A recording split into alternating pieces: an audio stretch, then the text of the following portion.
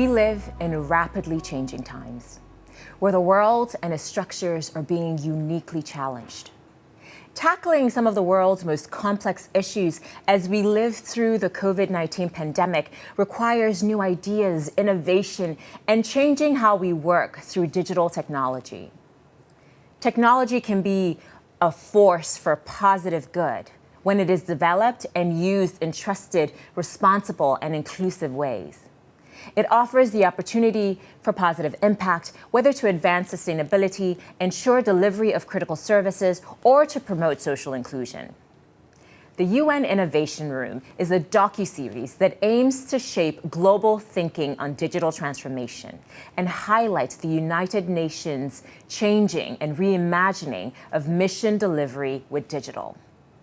My name is Tolu Olubunmi, and I will be your host, guiding you through a series of strategic conversations with the World Health Organization, World Food Program, and the United Nations Development Program.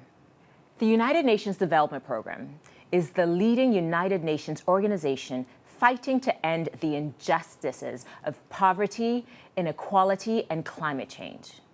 Working with a broad network of experts and partners in 170 countries, it helps nations to build integrated, lasting solutions for people and the planet.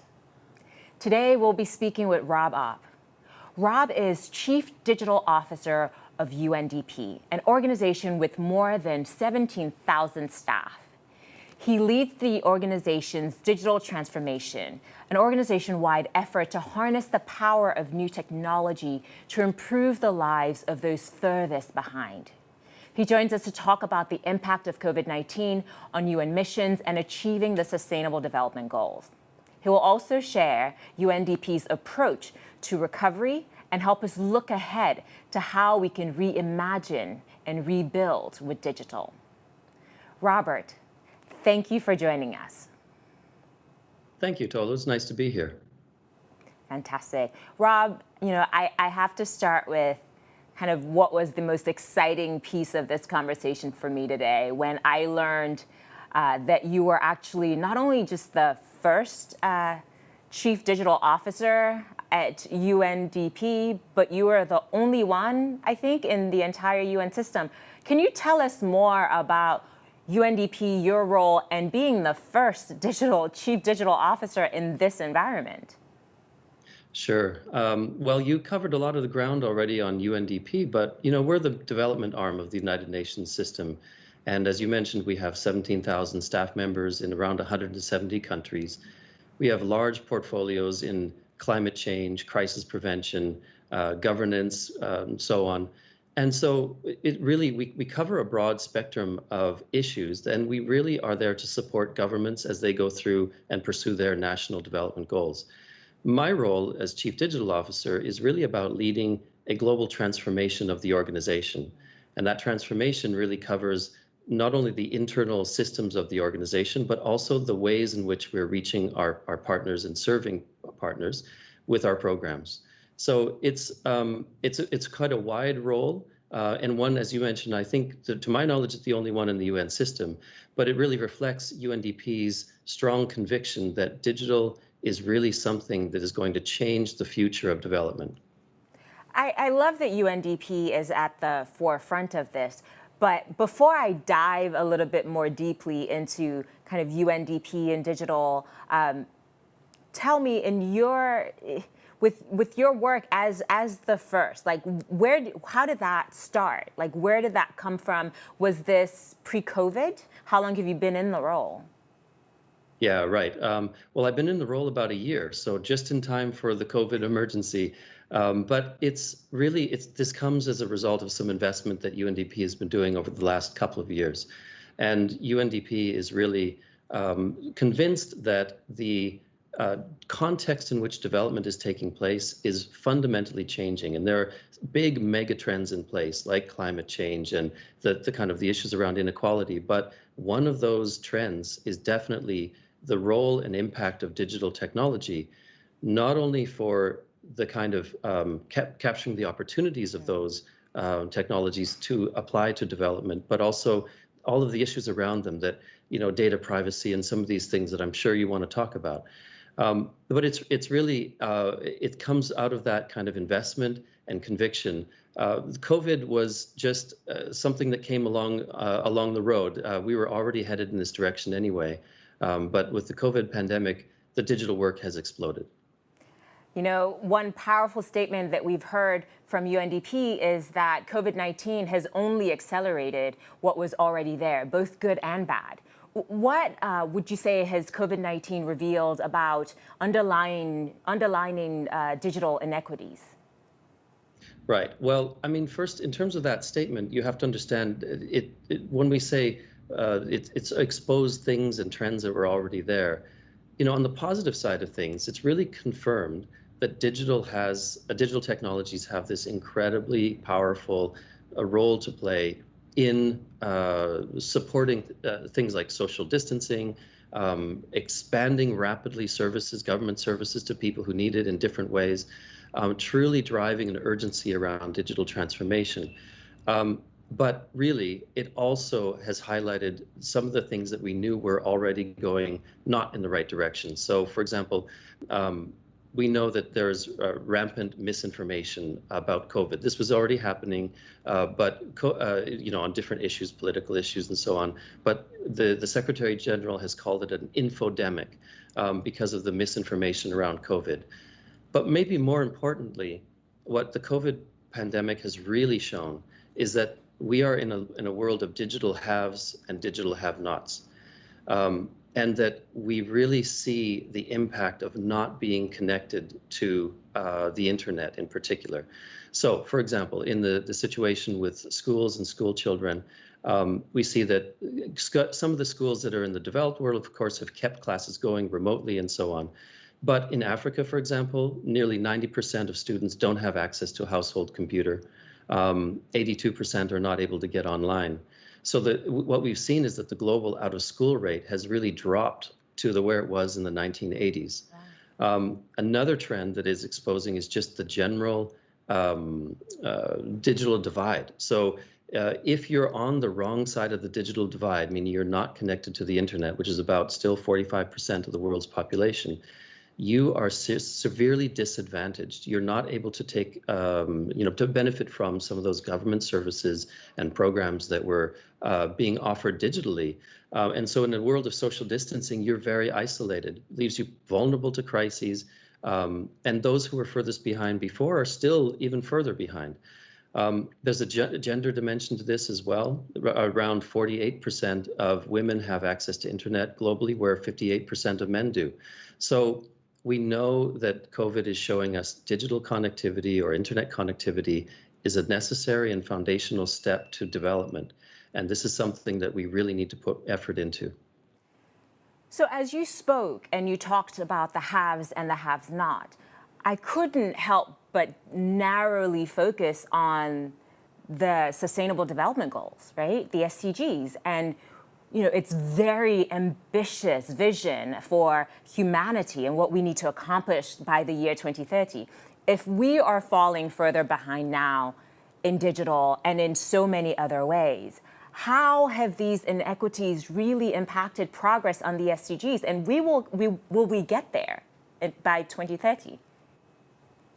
Well, it's a great question. I mean, we were already behind on a number of the goals going into the COVID pandemic. So we were already knowing that we had to accelerate.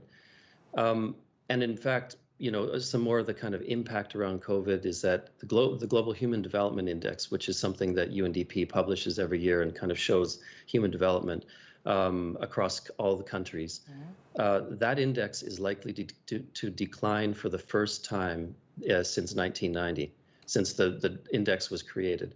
So we know that we're in a very urgent situation.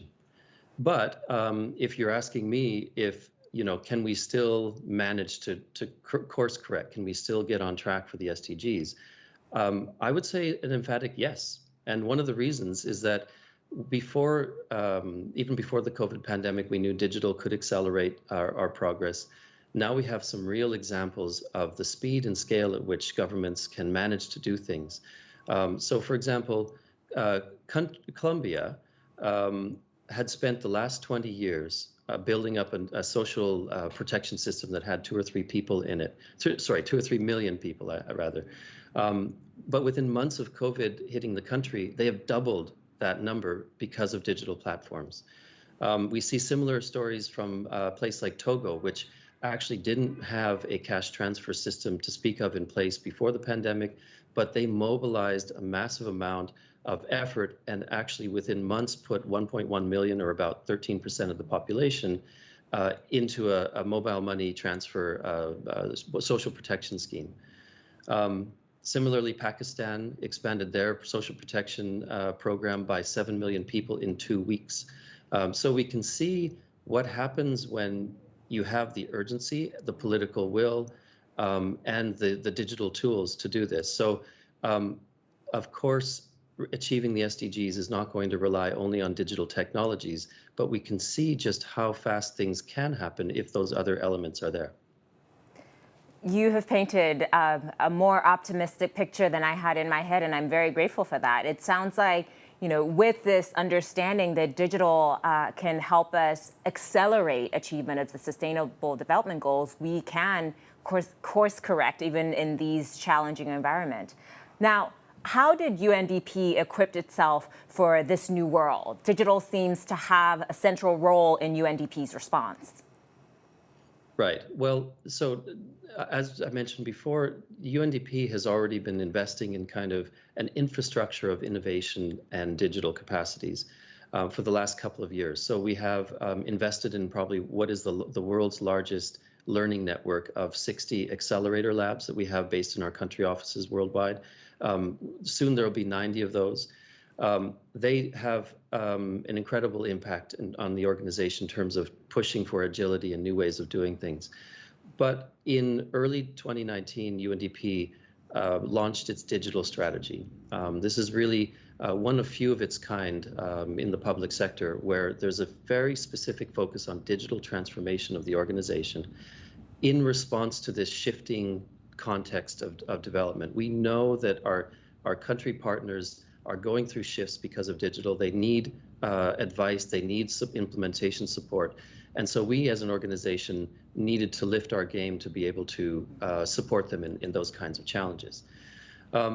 So this involves building out and strengthening our digital core, so kind of making sure our internal systems are right, making sure our data systems are set up properly, our people are aware of the digital opportunity and able to embrace that we have the right digital innovation processes in the organization, and that we're really focusing on the areas that are new areas for all of us: digital finance, smart cities, digital transformation strategies. These are new areas facing both governments that we work with as well as us as an organization.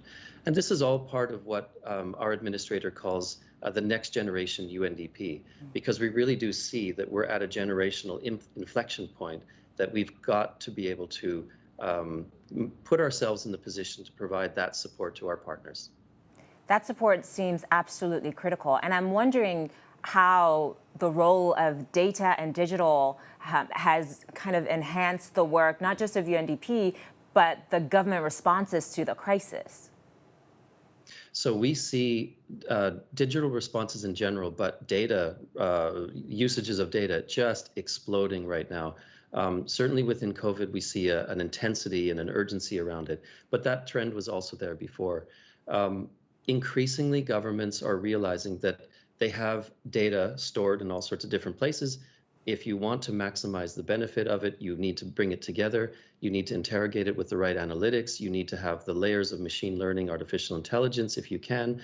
And these are ways of making better decisions, making better choices. It tells you things about what's going on in your country, and the world, for that matter. Inside UNDP, it's no different. We're using data more and more with lots of dashboards and just streams of data coming out on our operations to help us make better decisions. One of the things that I've been involved in is really trying to draw some of that together as well in a strengthened architecture. Microsoft is helping us out in this effort, where we're really kind of redesigning the new data architecture for UNDP. And that is something that we'll be able to build lots of different applications on top of to be able to really maximize that data, which is so incredibly important to know what's going on, know what your impact is, and then how to improve and make it better. I think it's absolutely phenomenal that UNDP had the foresight to bring you on board before they actually knew that this was going to be a major issue. So UNDP seems to be at the forefront, right? You were there before. We know that that's where we have to be within the United Nations system. So knowing that you have a private crystal ball that you're not sharing with me, can you tap us into what's next? How can we reignite the development agenda with a focus on sustainability and equity? Well, I have no crystal ball. And I don't think that UNDP knew that the COVID pandemic was coming and that we would need digital so urgently, but it was part of that kind of overall conviction I've talked about. Yes, I mean, we're all on a journey here in terms of how we're actually going to emerge from the pandemic in a better, greener, more inclusive society. I mean, that's the issue that we're facing. It's if we just look at our recovery from the pandemic as building back, or even building back better may not be actually good enough if it's too incremental. We really need to go beyond that. We really need to think about building in a way that is that kind of greener and more inclusive societies, economies in the future. So I think what this means is that we have to draw not only the multilateral system, the UN system and the World Bank and other financial institutions. We have to come together, but it's going to also take the private sector. So I talked about our partnership with Microsoft. We have other partnerships as well that really help us, give us the expertise and capacity we need. And it's going to take other sectors like civil society, academia. It's the best that all of us have is going to be what gets us there. But we must really aspire to not just building back a little bit better. We have to build the future that we want from now on. I love that. You mentioned collaborations. Are there any active collaborations that are really energizing the work that you're doing that you can share with me? In terms of private sector collaborations? Private sector, civil society, just the most impressive ones that are really harnessing the power of digital. Well, so I mean, we certainly have a very powerful collaboration with Microsoft, who has been a partner for many years.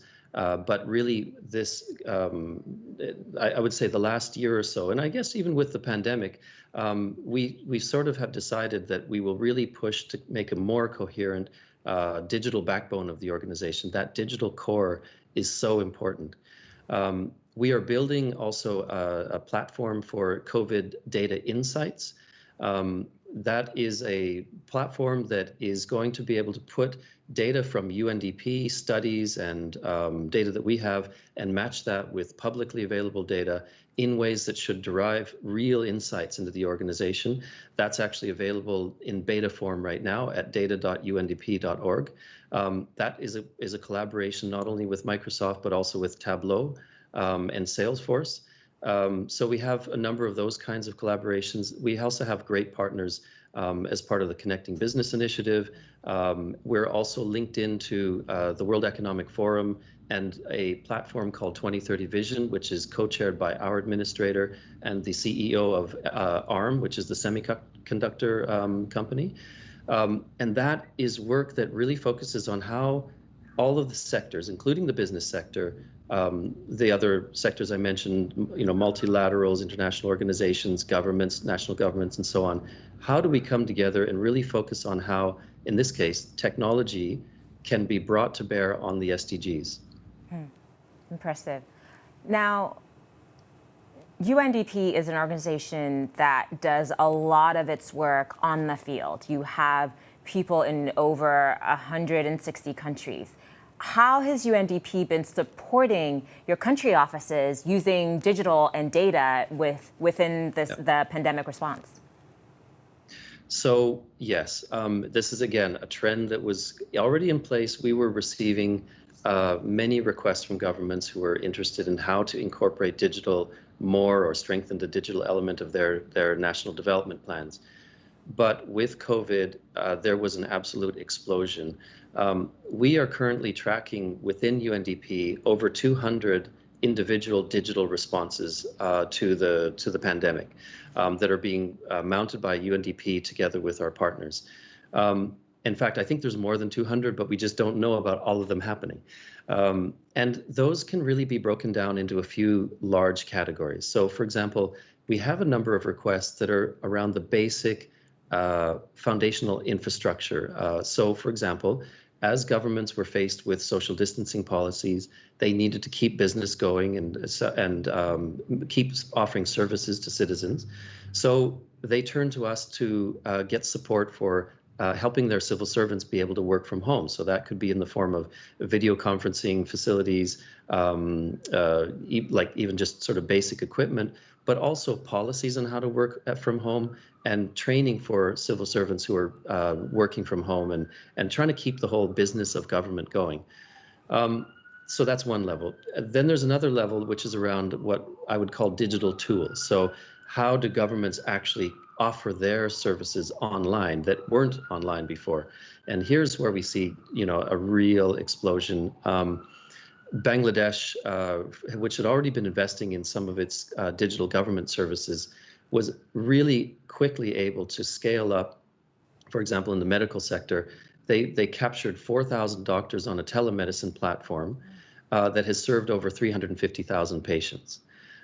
They've also very quickly put a number of the courts in the court system online. Those courts have heard 65,000 cases. So the business, has kept going. In other cases, we see things like digital tools related to e-commerce. So a lot of the sections of society that were hurt the most were informal traders or small and medium enterprises that really, they're just, mom and pop shops or brick and mortar operations or even just fruit stands.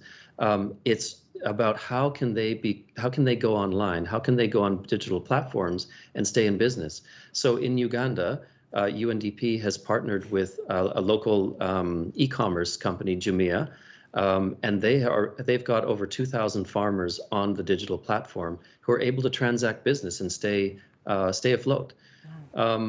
Then we see digital communication channels that are being implemented by countries like Sri Lanka has put a Facebook-based messenger chatbot in place that is able to communicate government-sourced information to fight misinformation around COVID, but kind of get the right information out there. People can interact with it. It's in local languages. So it's something that has quickly been put in place, but very impactful. And then finally, there's a kind of a group of responses from our partner governments that are around what I would call policy or strategy type support, where governments have realized that they need to quickly put in place some of the policy or regulatory measures in order to embrace these new technologies. So we're helping Djibouti with a telecommunications policy. We're helping Thailand with an innovation framework. We're helping others with how to deal with AI policies and things like that. And some countries are coming to us and saying, can you help us with our overall digital transformation strategies? Because they realize they really have to lift out of this. I do think there's one more thing worth mentioning, which is that where countries had already made foundational investments in digital infrastructure, they were able to scale much faster than countries that had not. And so we really, I think, are getting some strong proof points to be able to, again, show the impact of having strong digital foundations and a push and an urgency around embracing digital technologies, closing the digital divide, and really putting countries on a better track for development. We've continued to see this trend through our conversations. We spoke with WHO, who said, honestly, the countries that are doing the best right now with addressing the pandemic have been the ones that have that muscle memory, have gone through past troubles with H1N1, Ebola, et cetera. They're the ones that have learned how to most effectively deal with this. And it sounds like what you're telling us is the same with digital, The countries that have been doing things in this way are the ones that are able to accommodate their citizens better now. Now, with all of these different projects, the WNP, apologies, with all these different projects that UNDP is involved in, what are you most excited about? Well, it's hard to pick just one thing, but I really think what it excites me most right now is that I think as we've come into digital work, we've seen that some of the digital tools that are being embraced, or countries are kind of grabbing the sort of different kinds of solutions for individual problems that we have. That's fine. But actually, what's now starting to happen is that countries are realizing that they need to take a more holistic approach to this. It needs to be a more strategic whole of government approach, and in fact, I wouldn't even say it's a whole of government, it's whole of society approach to digital. So it doesn't just involve digital gadgets or individual pilots or one-off kind of technologies. It's about looking at that whole of society and what we want as an inclusive, as a sustainable society, and how a digital transformation strategy can support getting there. That's what really excites me. Well, you've made digital extremely exciting for all of us, Rob. This has been a fascinating conversation. Thank you. Thank you very much. It's a pleasure. Thank you all, and to all of you at home, thank you for joining us. We look forward to seeing you next week when we bring together all our UN speakers for a panel conversation on how we can reimagine and rebuild.